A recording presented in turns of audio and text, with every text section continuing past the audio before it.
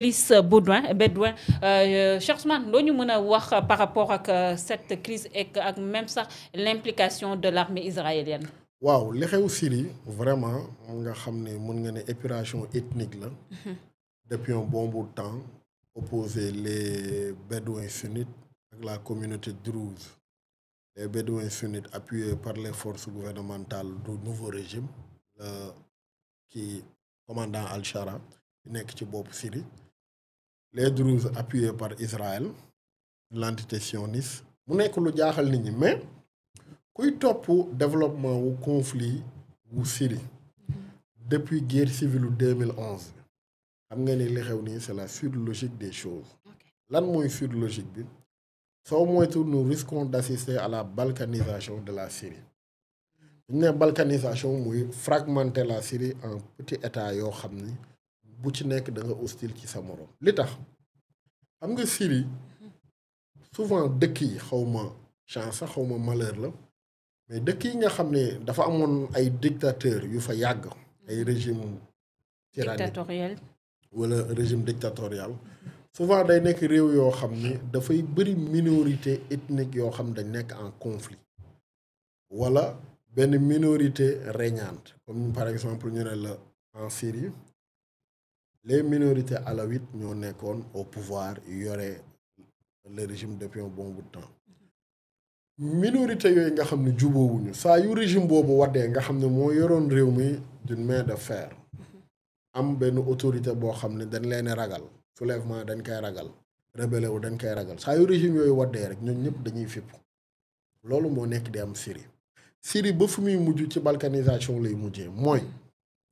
li ko dalee sud Syrie di laal frontière ak Israël vers les plateaux du Golan Israël dana ko annexé su ko annexé wul dana fa créer zone de tampon militaire au pire des cas mu créer fa benn état pour les Druzes soi-disant dafay offrir aux Druzes une terre bu ñu mën a nekk en sécurité alors que les Druzes sont des alliés d'Israël.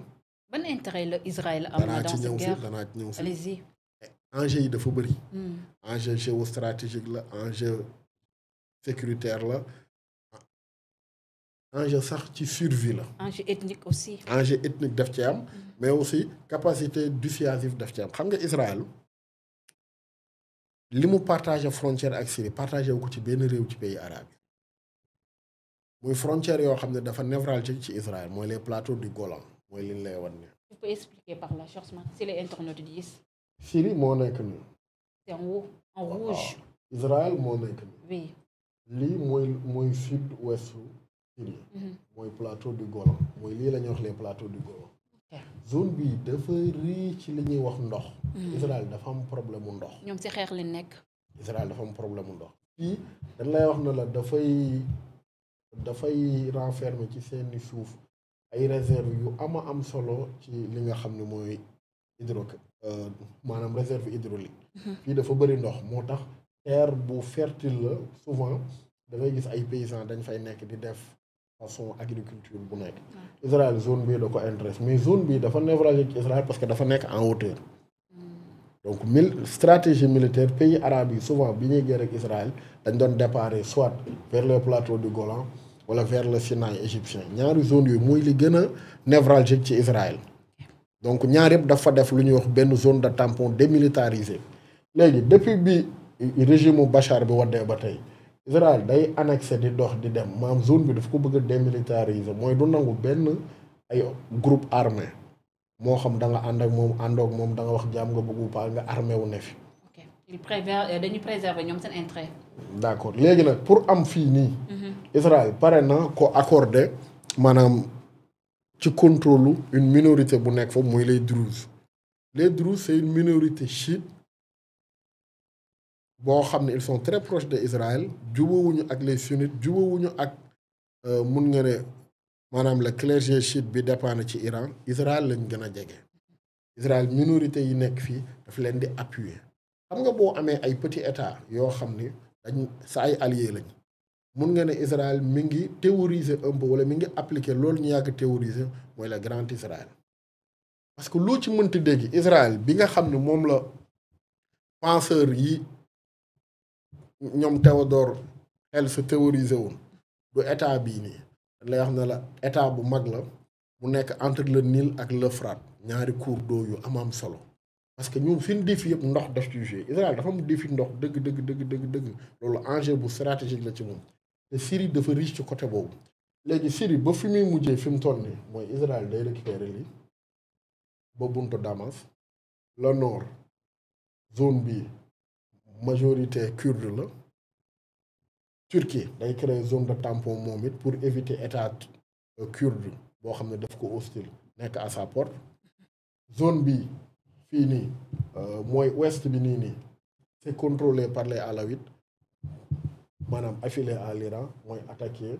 ak Tartouse mooy port bi fii régime bi fi nekkoon fii mooy seen bastion majoritairement chiite lañ léegi li des ci Syrie bi yeneen nu mu tudd maam yeneen ethnie yi récupéré ko donc ci balkanisation la jëm ala kulli haal da nga gis loo xam ne les Kurdes dinañ ko jéem a récupérer da nga gis loo xam ne les alaouites dinañ ko continuer de contre parce que même si le régime de Bachar daanu na zone ouest bi yëpp mooy Tartouse attaqué bi ba tey alaouites yi ñoo ko contrôler genre milice bu ñu fa créé le nord les Kurdes fa lañ nekkoon ils sont très forts ci wàllum xeex ñoom ñoo doon jàmbaarloog état islamique pays occidentaux yi di leen appuyer mais ci kaw loolu lépp Turquie jàkkoorul ci ñoom parce que moom it bëggul benn état kurde bu ko hostile à sa porte donc ci balkanisation wu Syrie lañ jëm grande puissance yi ku ci nekk wala puissance régionaux yi ku ci nekk di nga am loo ci jouer dina am loo récupérer même boo ko teewul di ko contrôler di nga fexe ba sa ay nit yor ko di ko contrôler. Tout à fait selon information yi nga xam ne ONU joxe na ko on nous parle de 93 400 personnes yi nga xam ne rek déplacé wu neen services yi nga xam ne am neen ay perturbations yu doy waar gannaaw cette crise li nga xam ne moo nekk ndox meek électricité bi même wàllum télécommunication ñu ngi si paralysie bu doy waar d'où ma question est-ce que Syrie boo moytuwul après la chute de Bachar al-Assad du subir ngi nga xam ne moo nekk le même sort bi nga xam ne kii di Libye def na ko après ba ñu éliminer kii ou même pire parce que Kadhafi fii moo ëpp enjeu xam nga Libye ñaari bloc ñooy discuter réew mi mooy le gouvernement central ak le parlement de Tobruk la yaakaar naa maanaam nitu Haftar yi ak gouvernement central bi ñooy discuter réew mi ñii Égypte moo leen di jàppale à travers l'Égypte les Émirats arabes unis et autres beneen côté bi Russie moo leen di jàppale Algérie et autres mais fii enjeu la boo xam ne àddina bi ñëpp fi daje Syrie Iran dafa am intérêt Israël dafa am intérêt Turquie dafa am intérêt les monarchies du Golfe maanaam les saoudiens wut dañ fa am intérêt la Turquie dafa am intérêt parce que actuellement régime bi fa nekk ni régime pro-turc la Iraniens yi ñu ngi fa am intérêt parce que corridor la bu koy permettre muy jàllale ay armam pour réarmer lii di Hezbollah ak yeneen groupe armé yi nekk fële ca Palestine Israël zone bu stratégique la ci moom moo tax Syrie en fait doo comprendre enjeu yi dafa doy waar occidentaux itam dañ fa am intérêt parce que porte la aussi ci mer Méditerranée bi mooy seul port bi Russie am boo xam ne dafa def direct ci li ñuy wax les maanaam lu ñuy wax les mers chaudes xam nga Russie lu ko wër yëpp ay mer glacée la mais fii c'est des mers chaudes maanaam mer Méditerranée bi loolu dafa stratégique. ci donc Russie. finalement la présence de Bachar al-Assad était très stratégique. stratégique. et même daf doon jouer ci stabilité dëkk bi. voilà même chose moo am Libye bi Kadhafi waddee conflit ethnique yi dafa feeñ ci nu mu tudd. donc kon ceux qui disent que les rebelles yi nga xam ne ñoo renversé Bachar al-Assad ñii di les occidentaux ñoo leen activé bi ñu gisee schéma bi commencé di dessiné wu mun nañ ne carrément finalement ils ont raison ñoom xam nga ñoom la chute de Bachar daf leen arrangé woon mais bu ñu demee ba ci biir dinañ xam ne li fi nekk moo pire ci ñoom que Bachar parce que ki fi nekk moo doon jàpp occidentaux yi di rendi. Il a été reçu par Macron non? Il a été reçu par Macron, il a été reçu par Trump, il a été reçu par presque tous les dirigeants occidentaux te le même Ahmed al-Shara mii moo doon woowee boppam al-Joulani ñi defoon Bataclan moom lañ prêté woon allégeance ñi defoon Charlie Hebdo moom lañ prêté woon allégeance maanaam occidentaux yi niñ mënee soppi nit jëlee nañ ko ci kaala beeg sikkim bu gudd bi teggi turban bi solol ko costume da ko tuer modéré léegi. di jouer basket. alors que kooku démb. oui moo nekkoon chefu groupe djihadiste yi nekkoon yépp nu mu tudd dans le Levant di théoriser kii démb. c'est ce monsieur. kii li ay nit rey ay civils innocents en son nom kenn xamul li mu toll y compris des occidentaux. mais tey juste parce que Bachar wadd na te Bachar c'est l'allié de la Russie c'est l'allié de l'Iran kii moom baax na. léegi nag kii forum mooy Turquie moo nekk ci ginnaaw. Turquie pays membre de l'OTAN mooy deuxième armée wu OTAN. li Erdogan waxoon Turquie gis nga fii la jóge dem fële. La Turquie est un bon allié. Ah, gis nga. Les Occidentaux, ils sont trop forts. Ah, la Turquie est un bon allié, mais peut être un adversaire très redoutable. Oui. Donc, appui bi kii di am léegi nag Israël craintam mooy bu menace iranienne bi jógee Syrie. Iran affaibli sous embargo.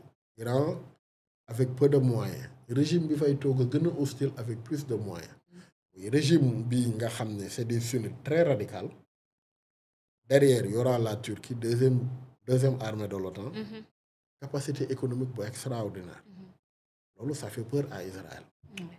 maanaam benn régime mun na fa ne bu gën a hostile régime mu Bachar waaye ëpp protection que régime mu Bachar. moo tax Israël gëmuma ni dina bàyyi finalement régime bi mujjee asseoir autorité am foofu nga xam ne mooy